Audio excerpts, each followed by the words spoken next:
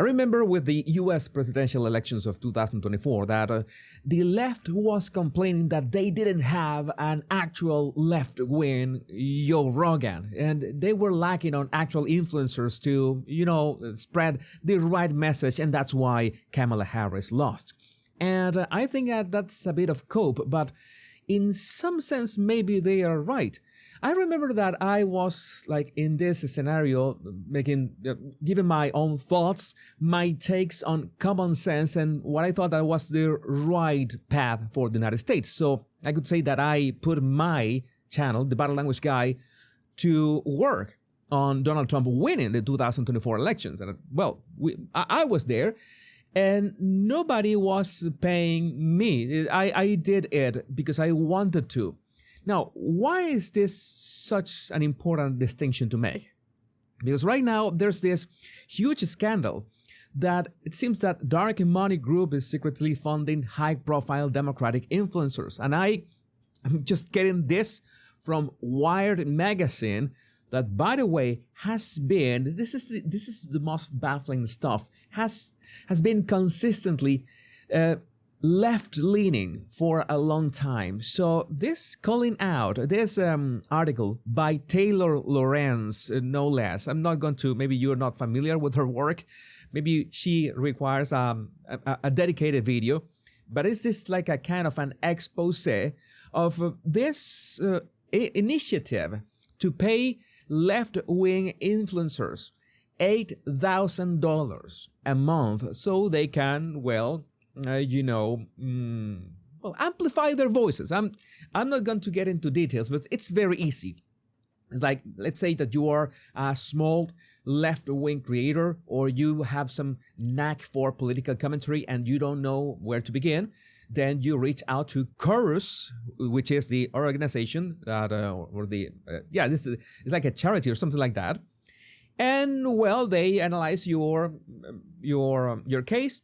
And of course, if you are aligned with Democrats' policies or left-wing narratives or progressive agendas, then you're in.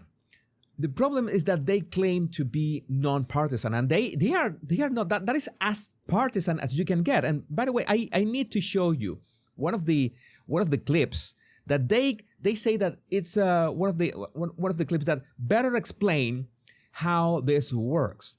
And I'm just gonna show you part of the clip when this lady explains something that is the point, right?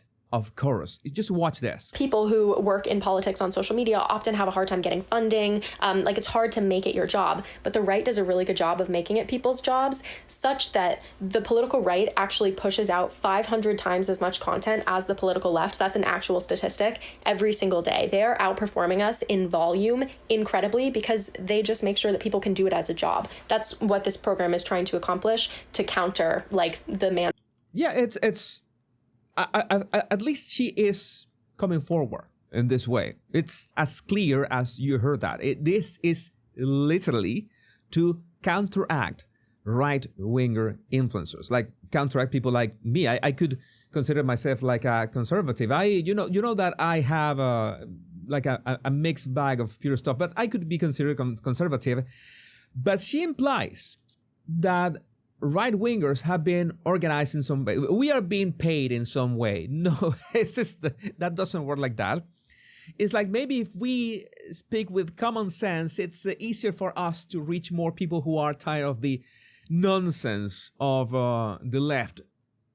That could be an angle to it. There's also this video from Brian Taylor Cohen himself, who is one of the creators of the program. He has a massive YouTube channel, by the way.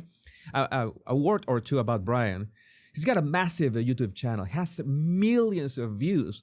And one of the complaints, legitimate complaints, and I'm with him on this, is that he reached out to Biden and Kamala when they were in their respective campaigns to be on his show, and they rejected. They never went on his show. But how come? How does that happen? Well, unforced error, as we say in tennis. But so he was a little bit upset that that's something that the Democrat Party needs to learn, that they need more influencers, more insanity. So he funded the chorus for that. That is, I think that I'm going to have a word for that, encouraging words for that. And this is part of his statement. I've been saying for years that the left needs to build up its creator space. That has never been more true than it is right now. Influencers and creators have never been more important when it comes to how Americans are consuming their news. The left is a decade behind right now. We desperately need incubators teaching and amplifying new content. And yes, you don't only get $8,000 a month, according to the article from Wired. You also get mentorship on what is the best editing techniques or lighting or sound or anything. I'm gonna say it. You might think that this is easy, just turning on a camera, but this takes serious work, like the actual audio, the quality of the camera, the way that you deliver things. It's so many of you already have followed me for years. My evolution, how this has evolved, how the body language has evolved, the body language guy has evolved. So it's not easy. So this is something, I would say, this is something to praise, to help other people be able to create, even if it's left-wing. I don't care. I think that's a good initiative, as long as you disclose all the stuff that is, behind closed doors. And one of the things that they are complaining is that, or they are stating, Brian Tyler Cohen says himself, Chorus does not pay creators for content. I want to play this clip because it's important. Chorus does not pay creators for content, does not tell them what to say, it does not control who they talk to or work with, and there is absolutely nothing in the contract that could even be reasonably interpreted to say that we do. Okay, one thing is for certain. It is very clear that some creators that are in the Chorus program have criticized Democrats, the Democratic Party at some point, have said, oh, okay, this is not okay. They criticize them on X. So let's say for a moment, let's take Brian's word for a moment. I don't think that he would have built that massive audience on YouTube and then not be mindful of his credibility. I think that he's taking care of his credibility. Even if I don't agree with his points of view, I can understand that he cares about that audience that he has built. But Brian, I'm going to ask you like this question. Like maybe you're not telling directly what people are going to say, but both the lady that we saw at the beginning and yourself in your statement have made very clear that this is an initiative to amplify left-wing voices, to amplify, let's say, progressive, liberal, maybe Democrat, I don't know how you want to call it, but you have said that yourself. So the moment someone gets in this program, which, by the way, I want to highlight one part. When the lady was speaking about the program, she highlighted this. This is important. Part of the contract says, Chorus Progressive Policy Agenda is right here in yellow. Chorus Progressive Policy Agenda. It doesn't get more clear than that. Chorus, the program itself, has a progressive policy agenda. So if I want to get in, if I apply, I will be rejected instantly because I don't have nothing related to progressive messaging or liberal messaging or left-wing messaging. So it is obvious that to get in, you already need to have like some kind of line of content, right? And to be approved, it is implied that you have to continue that line of content. And there's the other thing, that whenever you are going to interview or whenever you are going to amplify someone else's voices, like a senator or a politician, you have to notify Chorus in advance. Why do you have to notify Chorus in advance? Well, maybe it's implied that Chorus has to give a green light. Maybe they will always give the green light.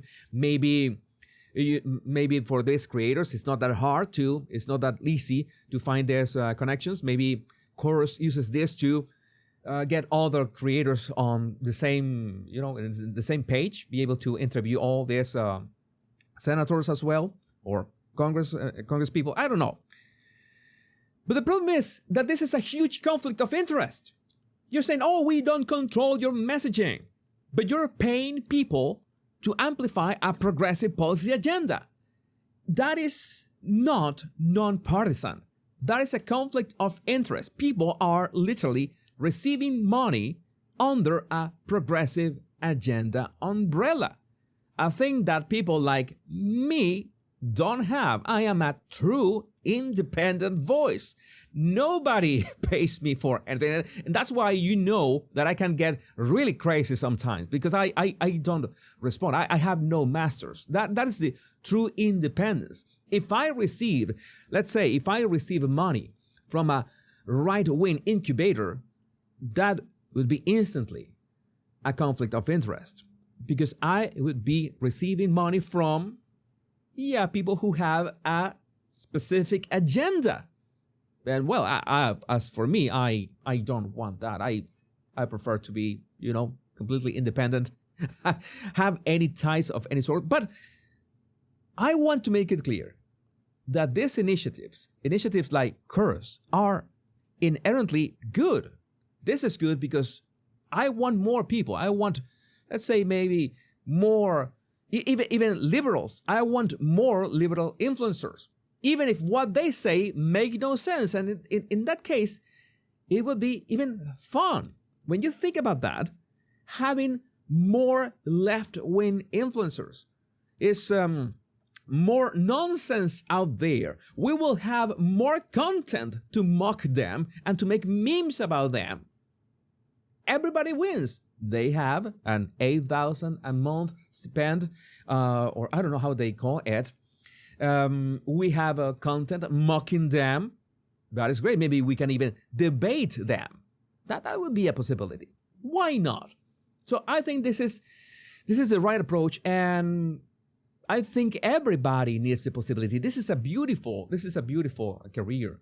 Being able to speak your mind online and be able to, sustain yourself through that. That is great.